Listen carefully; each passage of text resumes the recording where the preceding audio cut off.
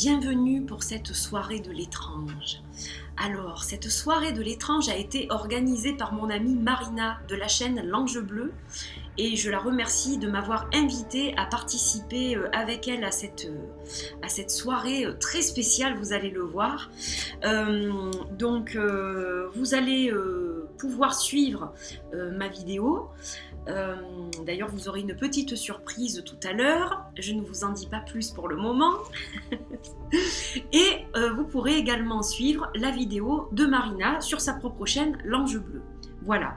Donc, de quoi va-t-on parler pour cette soirée de l'étrange? C'est quoi cette soirée de l'étrange? Eh bien, on va parler de faits paranormaux. On va parler d'intuition, de ressenti. On va parler d'apparition. On va parler de décorporation, de rêves lucides, de toutes ces choses mystérieuses qui n'ont pas d'explication rationnelle et logique la plupart du temps et donc qui sont difficilement explicables. Alors évidemment, il m'est arrivé, vous vous en doutez, un tas de choses dans ma vie. Je n'ai pris que quelques exemples pour illustrer cette vidéo. J'en ferai peut-être d'autres. Qui sait. En attendant, si vous avez une chaîne YouTube vous aussi et que vous souhaitez faire cette soirée de l'étrange, donc vous êtes les bienvenus. D'ailleurs, Marina vous le dira aussi sur sa vidéo. Simplement, en barre d'infos, n'oubliez pas de mentionner sa chaîne, L'Ange Bleu, et la mienne. Voilà. Et donc, vous pouvez participer et n'oubliez pas de mettre hashtag soirée de l'étrange pour qu'on puisse retrouver vos vidéos facilement. Alors, comment va se découper cette vidéo? En plusieurs histoires en fait. Voilà, ce sont des petites histoires, des petites anecdotes que j'ai eu envie de partager avec vous. Donc évidemment, c'est une vidéo qui a été préparée puisque il fallait qu'on réfléchisse au thème qu'on voulait aborder chacune de notre côté. Et donc, j'ai choisi plusieurs histoires qui, à mon sens, illustrent parfaitement cette vidéo de l'étrange. Alors, j'espère que vous êtes prêtes et prêts à écouter ces petites anecdotes. Voilà, donc c'est parti, on commence et on va commencer par mon enfance, évidemment, voilà. Je pense que je vais faire ça un peu par ordre chronologique. Donc j'ai ma petite fiche au cas où j'oublie quelque chose, voilà, c'est juste une fiche mémo pour rien oublier de vous dire par rapport à ces histoires en fait. Donc ma première histoire prend place quand j'étais enfant. Alors quand j'étais enfant, j'avais peur du noir, j'avais peur d'aller me coucher le soir. Comme beaucoup d'enfants, j'imagine. Mais chez moi, c'était spécial. Alors peut-être que chez vous aussi, ça l'était, je ne sais pas. Quand ma mère venait m'embrasser le soir et qu'elle partait, à partir de là, j'avais beau fermer les yeux, je voyais toujours une foule de personnes autour de mon lit. Voilà. Que j'ai les yeux ouverts ou fermés, je les voyais de toute façon. Ils étaient autour de mon lit, ils me regardaient comme ça, c'était juste flippant. Voilà, je l'ai encore dans la tête, cette image. Et j'avais très peur en fait, parce que tout le monde parlait en même temps, j'entendais des tas de voix, j'entendais des tas de choses, j'entendais beaucoup de souffrances, j'entendais plein de choses. Et ça me faisait très peur en fait. Donc je vous dis ça, j'étais vraiment petite. Je devais avoir 4 ou 5 ans. Hein. Et donc évidemment je hurlais, au bout d'un moment je hurlais, ma mère me retrouvait à l'envers dans le lit, parce que j'essayais de prendre mes couvertures, de me mettre sous les couvertures, les couettes, etc. parce que j'avais super peur. Et donc ma maman venait quand je hurlais et elle me disait mais qu'est-ce qui se passe, mais qu'est-ce qui t'arrive? Et je pleurais, j'arrivais même pas à lui expliquer ce qui m'arrivait. Donc ça a été déjà les premières expériences que j'ai faites où j'ai compris que soit j'avais un truc déglingué chez moi, parce que j'osais même pas le dire à quelqu'un. Je me disais si je dis ça à quelqu'un, il va dire mais cet enfant est folle. Donc je n'osais pas en parler, même pas à mes parents. J'avais beaucoup de mal à m'exprimer là-dessus. En plus, j'étais un enfant très timide. Donc c'est vrai que pour moi, c'était pas du tout évident de parler de ça. Et en grandissant, cette chose-là s'est estompée. Mais enfin, il a fallu quand même quelques années.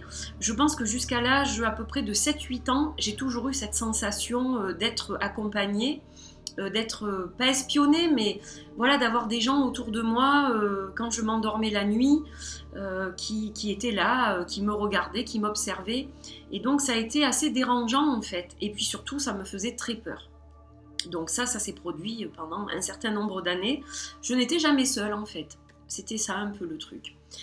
Et cette chose-là s'est estompée. On va dire au fil du temps, ça s'est estompé. Et donc ça me permet d'enchaîner sur une seconde histoire en fait.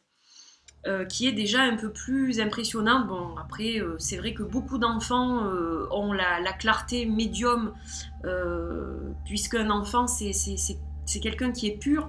Donc on a plus de sensations des fois quand on est tout petit. Et ensuite, avec les choses de la vie, ces choses-là s'estompent en fait. Et ça revient plus tard si on pratique, si on renforce notre intuition en faisant certains travaux spirituels, etc. Là, notre niveau de médiumnité prend de nouveau une expansion, une certaine expansion. Il arrive à se développer, donc on est tous médiums en fait. Quand quelqu'un dit « je suis médium de naissance », etc., je ne suis pas très friande de ce genre d'explication parce que tout le monde est un médium. On est tous un canal en fait. On a tous cette capacité de canaliser des choses. Maintenant, on le fait à des niveaux différents. Il y a beaucoup de gens qui ignorent cette capacité parce que soit ils en ont peur, soit ça ne les intéresse pas. Ils sont très cartésiens et donc ils ignorent complètement ce côté-là. Voilà, ils ne s'en servent pas du tout. Mais tout le monde est médium à la base. Après, on le travaille ou on ne le travaille pas, il y a différents niveaux évidemment de médiumnité. Il y a par exemple les médiums spirites. Moi j'ai un ami qui est médium spirit et qui canalise comme ça tout de suite des informations. Bon, moi j'ai pas du tout ce truc-là. Je canalise aussi, j'ai des messages lors des consultations, etc. Mais lui, c'est vrai que c'est impressionnant parce que dès qu'il va voir quelqu'un, il va tout de suite être connecté à un défunt de cette personne-là et il va pouvoir lui dire des tas d'informations très précises. Donc voilà, vous voyez, on n'a pas tous le même niveau. Alors, je reviens à ma seconde histoire. Donc, ce que je vous dis, donc ça s'était un peu estompé. J'avais toujours cette sensation mais je ne voyais plus clairement des apparitions. Voilà, je ne voyais pas forcément des gens ou je ne ressentais pas forcément des entités. Je savais que c'était toujours là, mais c'était plus diffus. Et donc, à chaque vacances d'été, j'avais l'habitude d'aller chez ma sœur, qui habitait une maison à l'époque dans le sud. Et cette maison, alors, je la trouvais magnifique, elle ressemblait un peu à un manoir, en fait. Donc elle avait ce côté un peu classe, un peu château qui me plaisait parce que j'aimais m'y déguiser en princesse et faire comme si c'est moi qui étais la reine du château ou la princesse, etc. Donc il y avait ce bon côté des choses. Pour un enfant, ce genre de maison, voilà, ça a toujours... Il y a plein de coins où on pouvait se cacher, il y avait des tas de pièces différentes, il y avait un étage, donc voilà, il y avait plein de choses comme ça. Et une nuit, en fait, j'avais un peu trop bu de tisane de camomille, ce soir-là, je pense. Et d'habitude, ce que je faisais, alors vous allez rigoler, je pense, ça c'est quand on est enfant, on a des fois des trucs, donc je devais avoir 8 ans, je pense, à peu près. Et donc cet été-là, j'étais en vacances chez ma sœur pendant bien 3 semaines. Et ce soir-là, j'avais bu donc une tisane de camomille. Et je savais très bien qu'il fallait pas que je boive de tisane de camomille parce qu'après, j'aurais envie d'aller faire pipi. Mais j'en avais très envie. Donc ce soir-là, j'ai bu ma tisane de camomille jusqu'au bout. D'habitude, je buvais que 2 gorgées. Ma sœur me laissait pas boire tout le verre. Et là, en fait, j'avais bu tout le verre. Et d'habitude, quand j'avais un peu envie de faire pipi, je me retenais jusqu'à ce que ma sœur se lève le matin parce que j'avais peur de sortir dans le couloir et d'aller aux toilettes, en fait. Voilà, il y avait quelque chose qui me disait qu'il ne fallait pas que je me lève la nuit toute seule dans le couloir. Alors, ma sœur laissait pas une bougie, une lampe allumée. C'était comme des chandelles en fait. Ça faisait comme des chandelles, mais c'était des lampes. Et elle en laissait une seule allumée dans le couloir si jamais je me levais justement. Parce que ça faisait un grand couloir. Donc quand je sortais de la chambre où je dormais, ça faisait un grand couloir et ensuite il fallait que je tourne sur la droite pour aller aux toilettes qui étaient un peu plus loin dans l'autre couloir. C'était très grand en fait. Et donc cette nuit-là, je me réveille. Donc je sais pas, il devait être à peu près 3h du matin. Et là je me dis, oh là là, mais comment je vais faire ?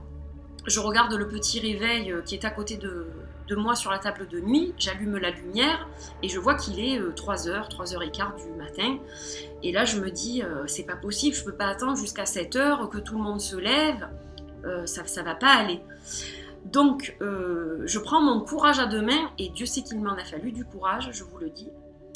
Et je m'aventure dans le couloir. Donc j'ouvre la porte de ma chambre, je m'aventure dans le couloir qui est éclairé, et très faiblement, hein.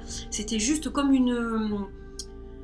Comment vous dire vous savez, les trucs pour les enfants, la mince, j'ai plus le mot, une veilleuse, pardon. Ça faisait un peu comme une veilleuse en fait, donc ça faisait une lumière qui me permettait de me diriger jusqu'où je devais me rendre. Donc je m'aventure dans le couloir, et au fond de ce couloir il y avait un miroir en fait. Donc je m'aventure et je me vois dans le miroir, je vois mon reflet dans le miroir. Et en fait, tout d'un coup, derrière moi, je vois un homme, donc très distinctement, derrière moi dans le miroir. Alors je me retourne et je ne vois personne. Donc là je me dis, bon, je suis pas bien réveillée, qu'est-ce qui se passe? Et là je regarde de nouveau le miroir, et je vois de nouveau cet homme dans le miroir. Et cet homme, en fait, il me regarde, il cherche mon regard à travers le reflet du miroir, et j'ai très peur, en fait. Alors, je continue à marcher tout en regardant le miroir, mais j'ai très très peur. Et là, je me dis, bon, ben, je tourne, peut-être qu'il va pas me suivre. Et en fait, je tourne, il tourne en même temps, donc je me vois toujours dans le miroir, le temps où je passe devant, en fait. Et là, je vois qu'il manque la moitié de la tête de cet homme. Cet homme a la tête en sang, et alors là, je vous dis pas. Je reste plantée au milieu de ce couloir, et je me mets à hurler d'un cri strident qui a réveillé toute la maison, bien évidemment. Ma sœur avait 2 enfants, dont une petite fille toute jeune, bébé. Et là, je hurle à la mort, quoi. Donc, elle se précipite. Mais qu'est-ce qui se passe? Tu as fait un cauchemar? Elle pensait que j'étais somnambule. Et là, je n'arrivais même pas à lui dire, en fait. Je pleurais, je sanglotais tellement. Elle m'a dit, bon, tu as fait un cauchemar, ce n'est rien, tu as fait un cauchemar. Je te ramène dans ton lit, je vais rester avec toi jusqu'à ce que tu t'endormes, etc. Donc, c'est ce qu'elle a fait. Et je n'ai jamais parlé de cette histoire, parce que elle m'a traumatisée. Cette image, dans ma tête de petite fille de 8 ans, est restée gravée. Elle l'est toujours aujourd'hui, bien plus tard, des années plus tard. Elle l'est toujours aujourd'hui, et j'y pense de temps en temps. Et donc, il y a une suite.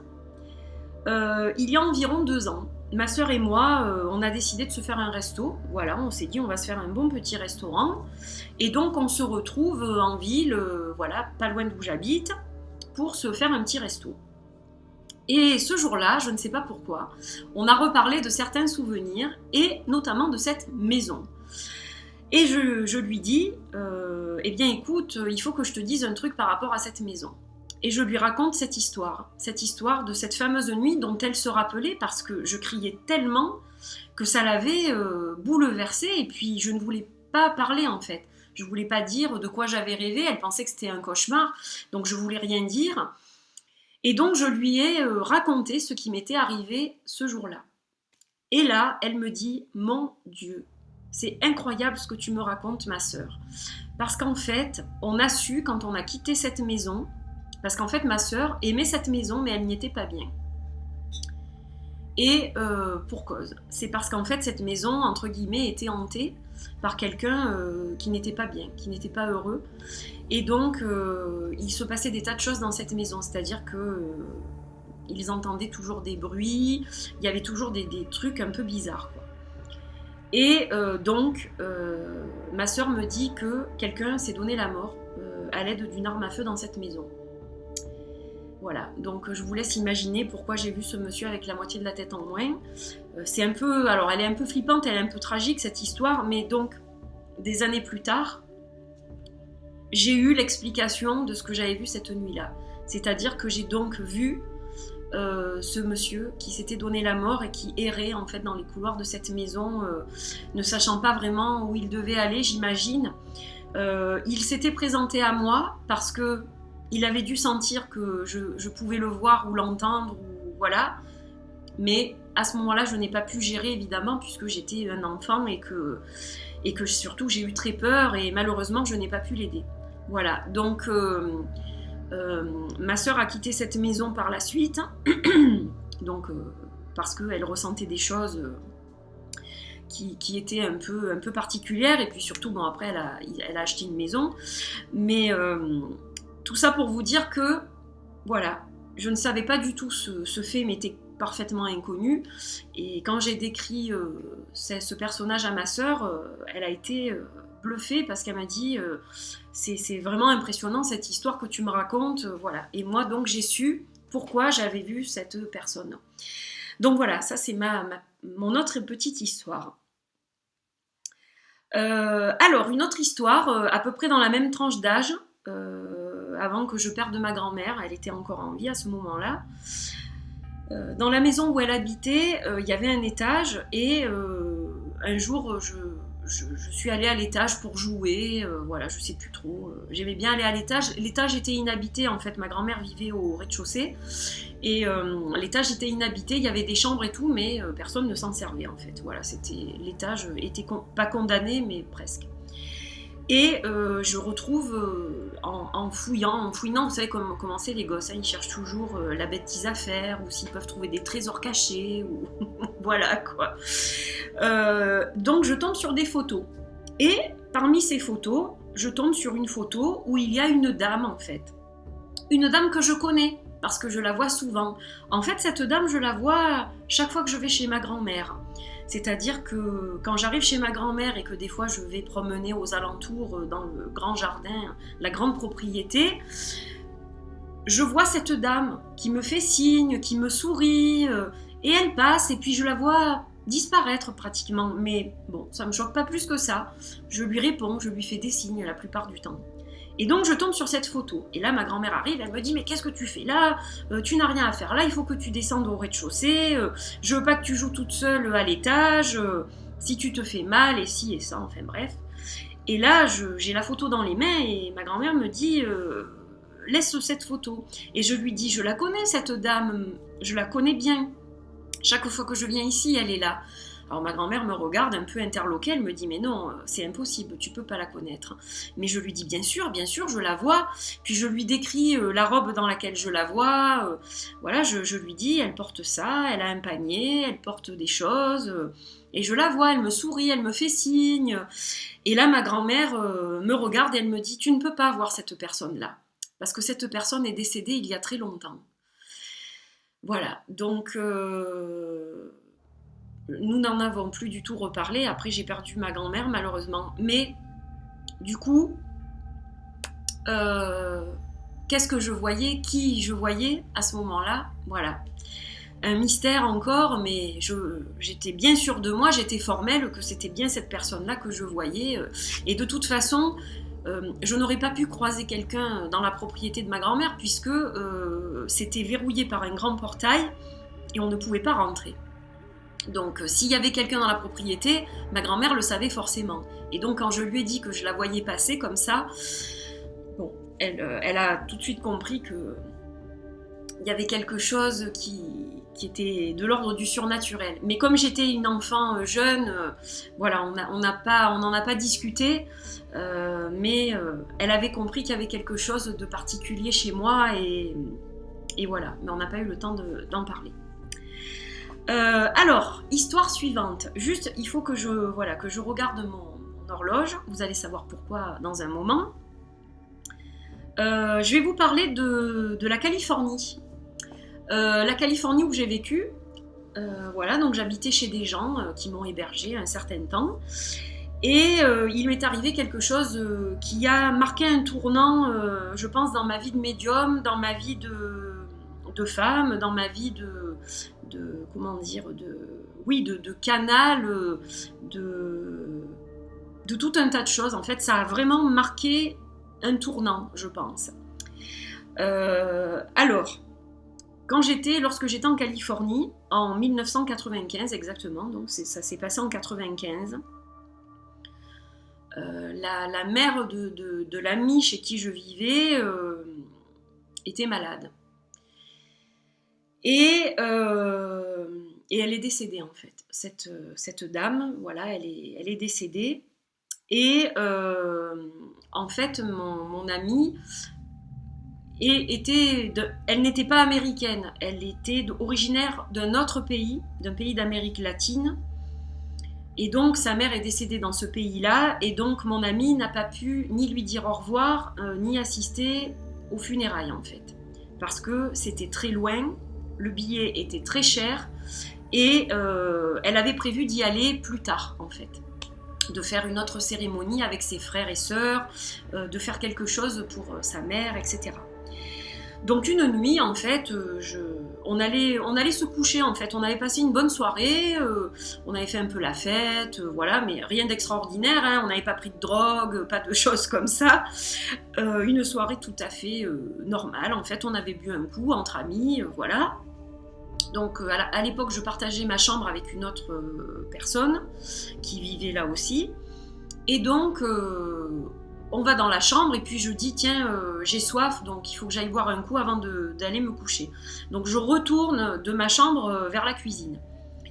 Et là, en fait, alors à l'époque, dans cette maison-là, il y avait une porte en verre, un peu comme derrière moi, mais un peu plus étoffée. Il y a beaucoup de gens aux États-Unis qui ont des portes très épaisses en verre à l'entrée. Donc c'est-à-dire qu'on voit flouter l'extérieur, mais quand vous êtes dehors, vous ne voyez pas l'intérieur en fait. Mais voilà, il y a beaucoup de maisons américaines qui ont ces portes-là. Et donc nous, à l'époque, on avait une porte comme ça en fait, transparente donc. Et donc je passe devant la porte d'entrée, dans le couloir, là, je passe devant la porte, je vais à la cuisine, c'était une cuisine ouverte, les cuisines américaines là. Et là, au moment où je passe devant la porte, j'arrive dans la cuisine et je me dis, oh, je vois quelqu'un à la porte. Il y a quelqu'un à la porte en fait, une silhouette. Donc je recule et là, je vois carrément incrusté dans la porte, donc pas derrière la porte, mais incrusté à l'intérieur de la porte, une silhouette d'une femme habillée en infirmière, j'avais l'impression, et qui me regarde avec un regard, alors je n'ai retenu que ça, ce regard perçant en fait, qui m'a sur le coup terrorisée. Donc qu'est-ce que je fais ? Je retourne dans la chambre en courant et je dis à la personne qui partageait la chambre avec moi, je viens de voir quelque chose. Et là, elle me regarde, elle était juste blanche comme un cachet d'aspirine et elle me dit, c'est derrière toi. Donc là, j'ai flippé. Je ne peux pas vous dire comme j'ai flippé. J'étais jeune, hein, j'avais 19 ans. J'ai couru dans la chambre de mon ami et je lui ai dit ce que je venais de voir, que j'avais vu cette femme. Donc je lui ai décrit précisément cette femme avec son vêtement d'infirmière. Et là, mon amie se lève et elle me dit, mon Dieu, c'est ma mère. Alors je lui dis, ah bon ? Et elle me dit, attends, je vais te montrer une photo. Elle était infirmière quand elle était jeune, je vais te montrer une photo. Donc elle me montre une photo, effectivement, sur la photo, je reconnais bien cette personne. Et là, je canalise quelque chose, je lui dis, il faut absolument que tu retournes chez toi. Tu dois retourner chez toi maintenant. Elle a besoin que tu viennes sur sa tombe, elle a besoin de te voir, elle a besoin de sentir que tu es là, que tu fleuris sa tombe, que tu es présente. Elle supporte pas en fait que tu n'aies pas pu lui dire au revoir, il faut vraiment que tu partes. Et le message était tellement fort que j'en ai pleuré, j'ai sangloté, je me souviens, c'était terrible. Et donc le lendemain en fait, mon amie a discuté avec son mari et ils se sont débrouillés, ils ont fait un emprunt, je crois, il me semble bien qu'ils ont fait un emprunt pour qu'elle puisse prendre un billet d'avion et partir. Donc en fait, elle a pris son billet d'avion le lendemain et elle est partie.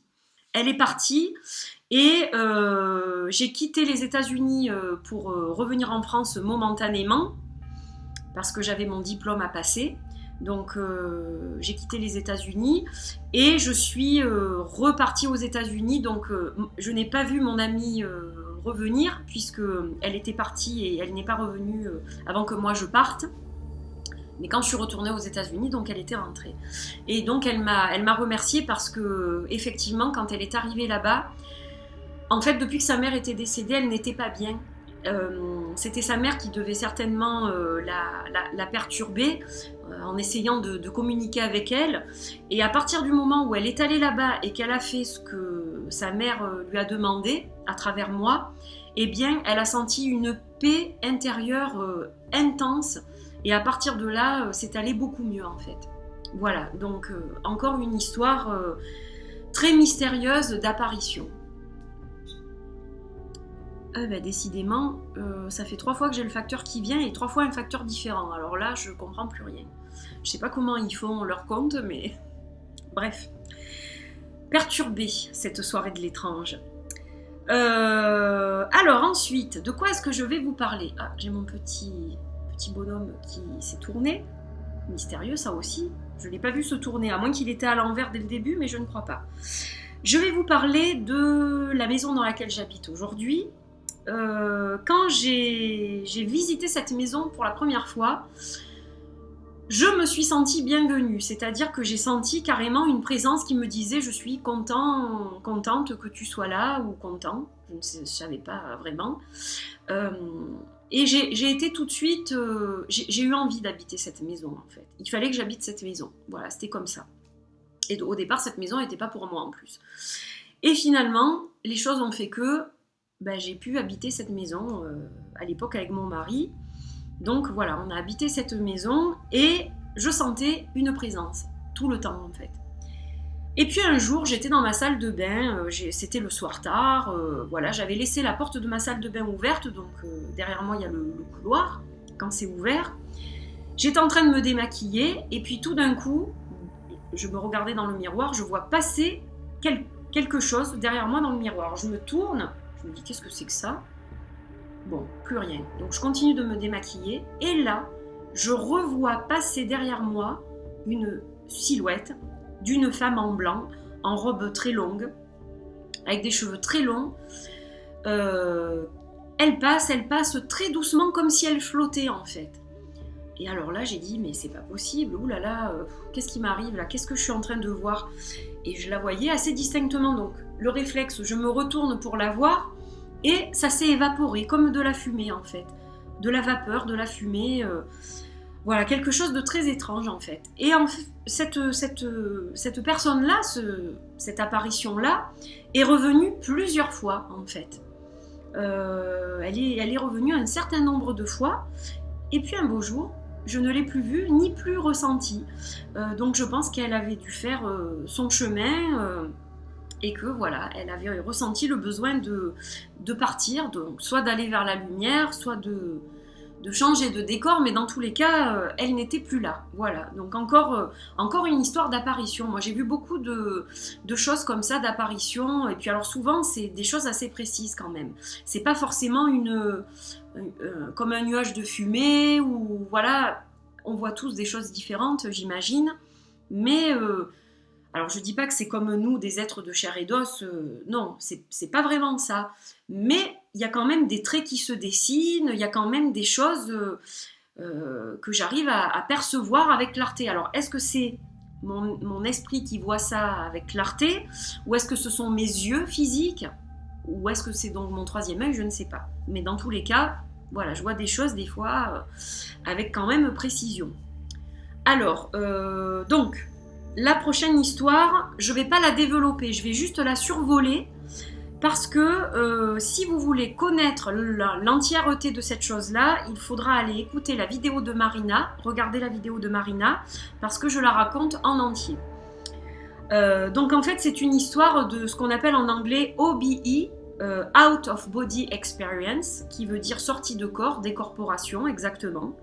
Et fin janvier, il m'est arrivé de faire une décorporation, la première décorporation consciente, parce que a priori j'en ai fait d'autres après avoir discuté longuement avec un de mes amis qui vit à l'étranger et qui est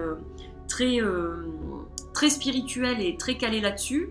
En fait, il a vraiment énormément de connaissances sur énormément de choses au niveau de la spiritualité. Voilà, c'est quelqu'un qui a de la bouteille, comme on dit. Et il m'a expliqué donc certaines choses et il m'a dit que je faisais des sorties de corps, mais que je n'en étais pas forcément consciente, que je les rapprochais plus à des rêves.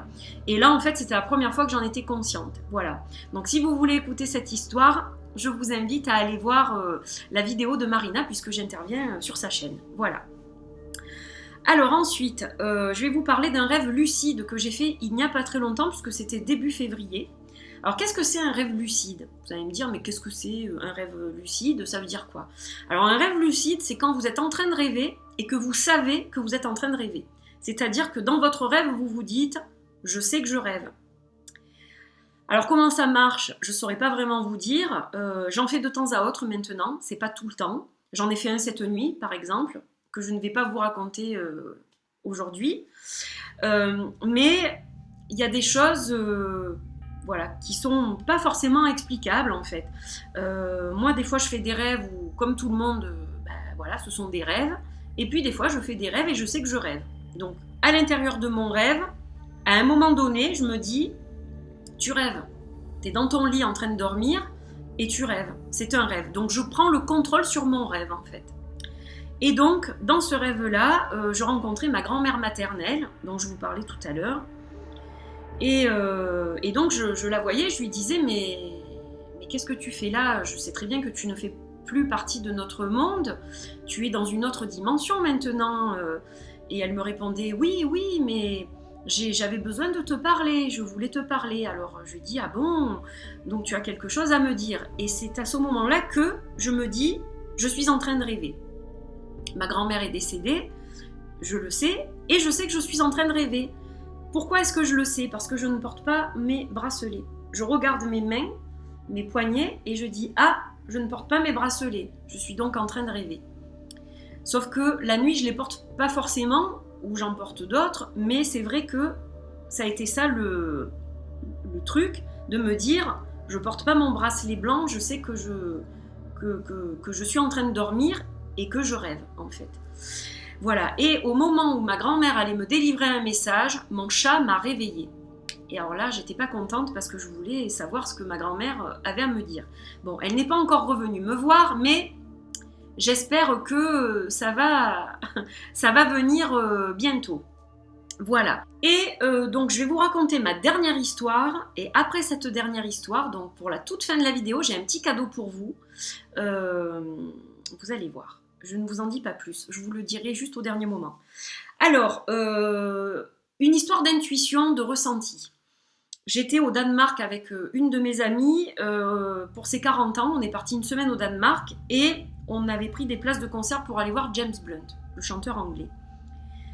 Et donc en fait, comme on ne connaissait pas du tout la ville où on était au Danemark, c'était la première fois qu'on y allait, on était allé repérer dans la journée la salle de concert, voir si on pouvait y aller à pied, s'il fallait prendre un taxi, etc. etc.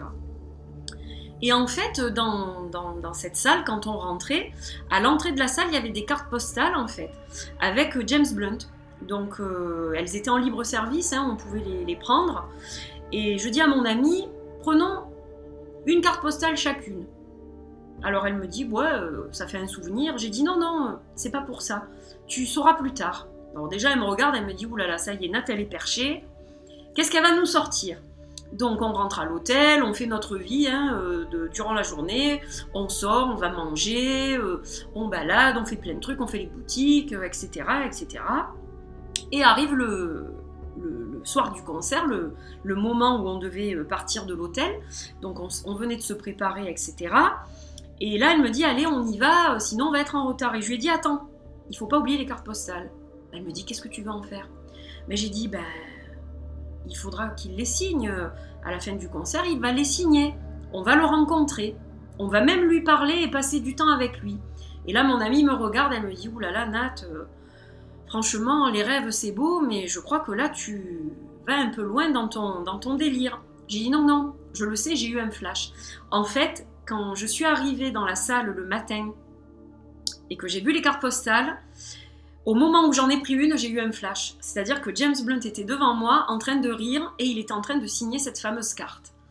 Et je savais que c'était quelque chose qui allait se produire. Donc du coup, j'ai dit à mon ami, on les met dans le sac, on va au concert, et on verra. Donc on fait le concert, super concert, en plus de ça on était au premier rang, puis on l'avait suivi sur plusieurs dates, donc il nous a reconnus. Il a vu qu'on venait de France, il savait qu'on venait de France, il a même parlé en français dans le concert, enfin, c'était très drôle. Et voilà, donc la soirée se termine, Et on avait rencontré des Anglaises qui venaient le voir aussi régulièrement à ce moment-là. Et on avait sympathisé avec elles.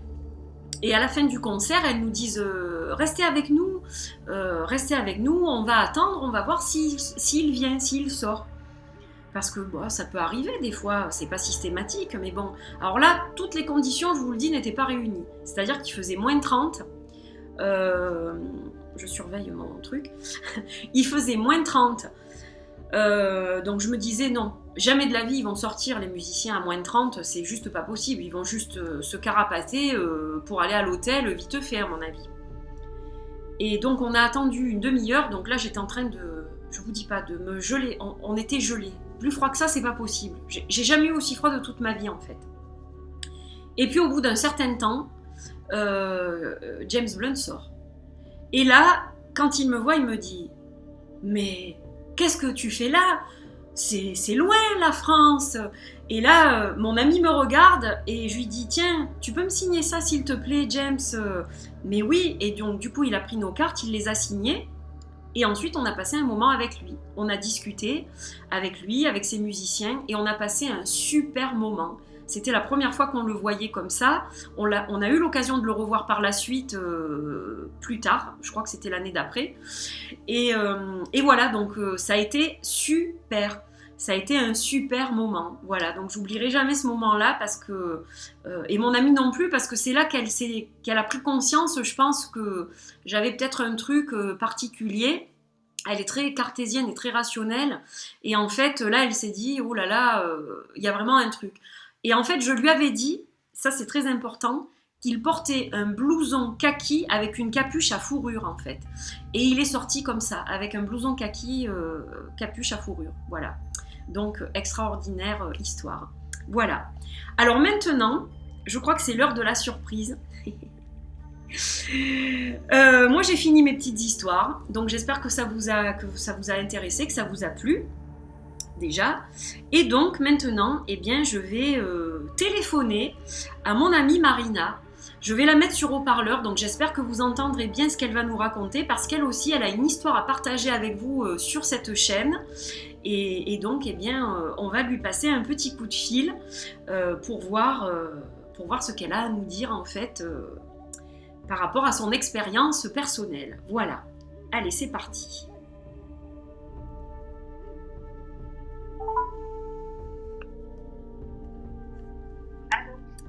Bonjour Marina.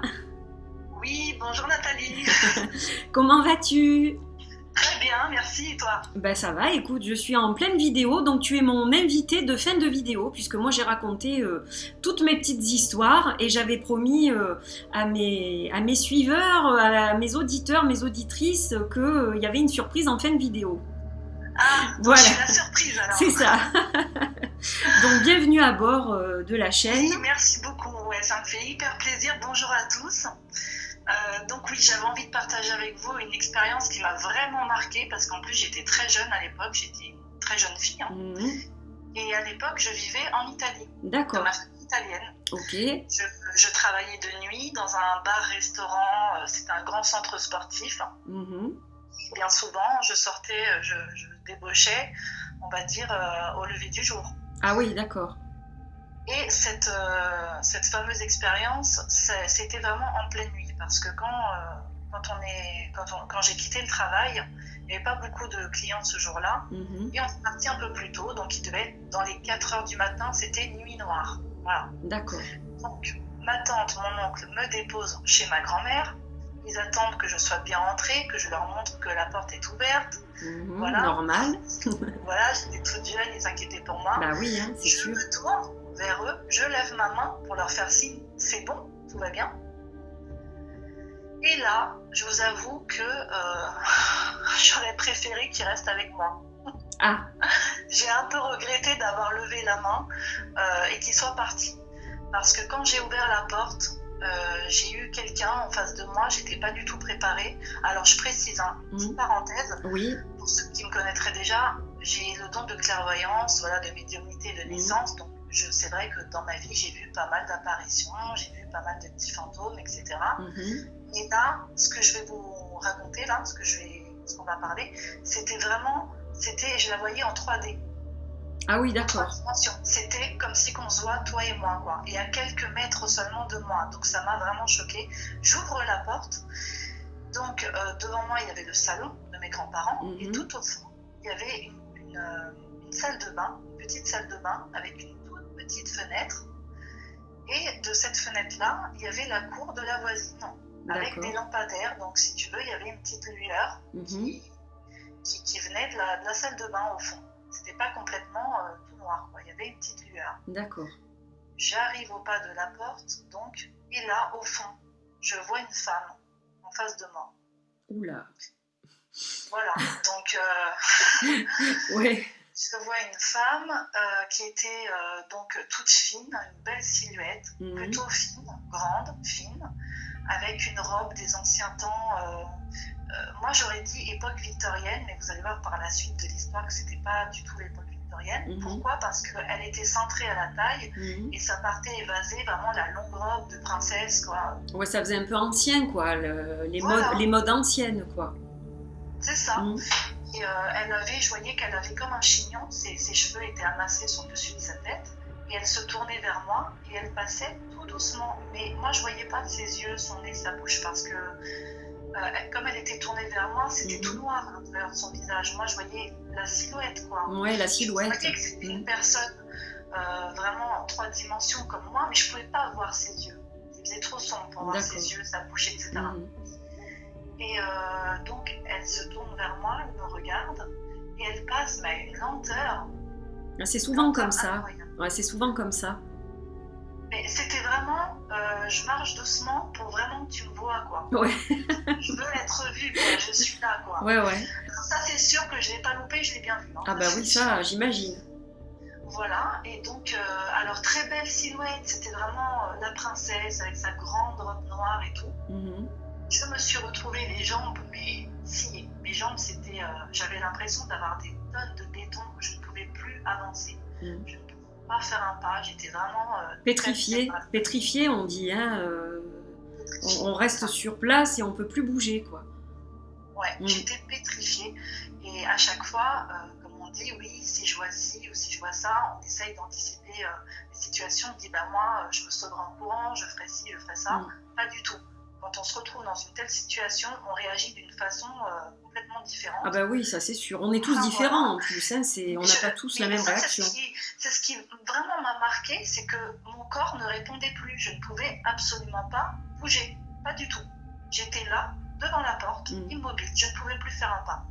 Bon, une fois la peur passée, elle a été vraiment jusqu'au fond de la salle de bain. Je ne la voyais plus. Là, je me suis mise à courir, mais je crois que j'ai jamais couru aussi vite de ma vie. Je me suis mise à courir. J'ai traversé le salon. Il faut savoir que pour traverser le salon, il fallait être vraiment passé pratiquement devant la salle de bain. J'ai ouvert la porte qui mène aux escaliers. Je suis partie me coucher. Je me suis couchée tout habillée. Et je me suis couverte, voilà, couverture jusqu'en haut de la tête. Et je me suis couchée tétanisée. Ouais, bah dis donc. Oui, je veux bien te croire. Voilà, et donc le lendemain matin, oui, ma grand-mère me réveille et elle me dit, voilà, il y a ta mère qui t'appelle de France, une fille de ma mère, et là ma mère m'annonce le décès de mon arrière-grand-mère. Oh, ben ça alors, ah oui. Alors j'ai fait le rapprochement, je me suis dit quand même, j'ai vu cette femme tout en noir, et puis là on m'annonce le décès de mon arrière-grand-mère. C'est sûr. Bon, j'ai bien compris que c'était pas elle, parce que ne lui ressemblait pas, la silhouette, etc. Et puis, mon arrière-grand-mère, Lucie, ne s'est jamais attachée les cheveux en chignon. Moi, je ne l'ai jamais vue comme ça. Elle a plutôt les cheveux, on va dire, carrés, un peu dégradés, mais c'était pas sa façon déjà de se coiffer. Oui, donc ça pouvait pas être elle, quoi. Ça pouvait pas être elle, et puis c'est vrai qu'elle était féminine, hein, elle était coquette, elle se mettait souvent en robe, mais c'était pas des robes comme ça, vraiment très cintrées à la taille, très longues, ça ne lui ressemblait pas. Alors, pour terminer cette histoire-là, oui, parce je ne l'ai pas dit. Je ne l'ai pas dit, j'ai gardé ça pour moi durant des années, parce que j'avais peur. J'avais peur qu'on ne me croie pas. Je me suis dit, de toute façon, on ne me croira pas. Ça ne sert à rien de le dire à qui que ce soit. J'ai gardé ça pour moi. Et quelques années plus tard, j'en ai parlé à ma grand-mère. D'accord. Voilà, je lui ai dit ce que j'avais vu et elle me dit mais Marina, mais pourquoi tu me l'as jamais dit? Je dis mais parce que je pensais que tu me croirais pas. Et elle me dit mais tu sais que la description que tu me fais de cette femme, c'est-à-dire une femme grande, mince, habillée tout en noir, avec une robe noire, taille cintrée, cheveux relevés en chignon, c'est la description parfaite de ma tante, de tante Linda, c'est-à-dire sa tante qui l'avait élevée, quoi. Ça alors? Ah oui, ah oui. Donc elle m'a dit, ici c'est la maison de tante Linda, j'ai repris sa maison. D'accord. C'est un truc de fou, ça. Ah ouais, c'est clair. Donc voilà pourquoi elle s'est manifestée. Déjà parce que c'était chez elle, et puis peut-être qu'elle avait voulu t'alerter du décès justement de ton arrière-grand-mère. Je pense. Et donc j'ai pris vraiment, j'ai pris cela comme si c'était une messagère, quoi. Et moi, c'est vrai que je n'ai jamais connu cette tante-là. Je ne l'ai jamais connue parce que je suis née, elle était déjà décédée. D'accord. Ah oui, donc vous n'avez jamais eu de lien de son vivant, quoi. Non, je n'ai jamais eu de lien. Alors est-ce que, bon, sûrement à la source, on devait peut-être se connaître avant, ou de toute façon, il y avait quand même un lien parce qu'elle s'est présentée à moi. Ah bah oui, et puis elle me connaissait. Et elle a senti que tu l'apercevrais certainement, parce que souvent ils se manifestent à nous parce qu'ils savent qu'on va les voir justement. Oui, qu'on a cette faculté c'est de ça. pouvoir... donc je pense que c'est pour ça qu'elle t'est apparue ce soir-là, et puis certainement qu'elle voulait te donner, te délivrer un message, quoi. Peut-être te dire d'ailleurs qu'elle l'accueillerait, que ton arrière-grand-mère était accueillie, quoi, aussi. Oui, sûrement. Peut-être. Et c'est vrai que ma grand-mère m'a dit, tante Linda s'habillait toujours en noir, c'est-à-dire qu'elle ne mettait aucune couleur sur elle, c'était toujours tout en noir. C'est fou ça, oui, donc il y a énormément de détails qui font penser que c'était bien elle et qu'elle s'est manifestée ce soir-là pour plusieurs raisons, donc. Alors, après, le truc, c'est que moi, je ne supportais plus, quand j'étais jeune comme ça, pendant des années, je ne supportais plus qu'une pièce soit ouverte et qu'il y ait l'obscurité. Je ne voulais plus voir ça parce que j'avais toujours peur, donc j'avais tendance à fermer toutes les portes devant moi. À chaque fois que je voyais une porte, hop, je fermais. Là, ça m'est passé, ça y est. Ouais. Oui. Je me suis détachée de cette peur, oui, c'est vrai que ça m'a laissé des séquelles parce que ça m'avait tellement marqué. Et elle était tellement réelle aussi, c'est ça aussi, elle était tellement réelle à 2 pas de moi, quoi, vraiment. Que oui, c'est marquant. Ah bah oui, ça j'imagine. Une belle expérience quand même. Ah oui. Quand même une belle expérience. Oui, c'est sûr, parce que bon, ça marque et puis ça nous fait comprendre qu'on est des canaux, je sais pas si oui, on est un canal en fait, et on perçoit des choses que pas tout le monde peut percevoir. Même si on est tous médiums, on n'est pas tous médiums au même niveau. Donc il n'y a pas tout le monde qui va avoir ce genre d'expérience au cours de sa vie en fait. C'est sûr. En tout cas, c'est une belle histoire. Donc voilà ce que j'avais envie de partager avec vous. Bah écoute, merci beaucoup de ton témoignage. Merci à toi, Nathalie, de m'avoir accueillie. Ah ben ça me fait très plaisir. Voilà, on a fait un petit échange toutes les deux. Donc c'était super sympa, voilà, que tu interviennes pour cette vidéo. Voilà, je te remercie beaucoup. Et puis, je te fais des gros bisous et puis gros bisous à tout le monde. Merci et à bientôt du coup pour cette diffusion qui sera ce week-end, je crois, samedi soir, c'est ça, Oui, voilà. Le 15 février. Voilà. C'est pour ça que ça s'appelle la soirée de l'étrange, parce que comme il y a plusieurs personnes qui vont certainement y participer, donc ça permettra aux auditeurs, aux auditrices de regarder plusieurs vidéos et ça pourra, ça va remplir leur soirée, quoi. Ça sera vraiment la soirée de l'étrange. C'est clair, c'est super sympa. Belle initiative en tout cas, de ta part. Bon écoute, à très vite, on se reparle très vite. Bonne journée, bisous bisous, à bientôt. À bientôt. À bientôt, au revoir. Voilà, donc c'était mon amie Marina qui nous a donc partagé une expérience qu'elle a vécue, elle aussi, une apparition, donc comme moi j'ai pu vous raconter tout à l'heure aussi. Voilà, des fois on voit des choses, on perçoit des choses qui ne sont pas forcément explicables au niveau rationnel, et donc ça prouve bien qu'il y a autre chose une fois que nous avons quitté notre corps, et bien nos énergies se manifestent de façon diverse et variée dans le monde des vivants. Voilà, c'est comme ça. Donc, écoutez, j'espère que cette vidéo vous a plu. Donc moi, je regarde, mais j'avais bien fini toutes mes petites histoires sur cette liste. Peut-être reviendrai-je à une autre occasion vous raconter d'autres choses. En tout cas, j'espère que ça vous a plu. J'espère que vous avez passé un bon moment avec cette soirée de l'étrange. Voilà, et donc maintenant, je m'en vais monter cette vidéo pour la préparer et qu'elle soit en ligne samedi 15 février. Voilà, pour que vous puissiez la voir tranquillement durant le week-end. Je vous embrasse, merci d'avoir suivi cette vidéo qui était très différente de ce que je fais d'habitude. Je n'avais jamais partagé ce type d'expérience sur ma chaîne. Donc voilà, j'espère que ça vous a plu, que ces histoires vous auront intéressé, captivé, et puis peut-être qu'à vous aussi il est arrivé des choses étranges. Et si vous voulez les partager en commentaire, vous êtes les bienvenus évidemment. Vous savez que je les filtre mais que je les lis et que j'y réponds, ou que du moins je mets un petit cœur si j'ai pas trop le temps. Donc voilà, n'hésitez pas à partager vos expériences, c'est avec plaisir que je lirai tout ça. En tout cas, je remercie encore une fois Marina de m'avoir invitée à faire cette soirée de l'étrange avec elle. J'espère que vous serez nombreux à faire cette soirée de l'étrange aussi. Je vous embrasse très très fort. Je vous dis à très vite pour d'autres vidéos. Portez-vous bien. Et puis on se retrouve pour de nouvelles aventures. Voilà, très bientôt. Des gros bisous et merci encore. Bye bye.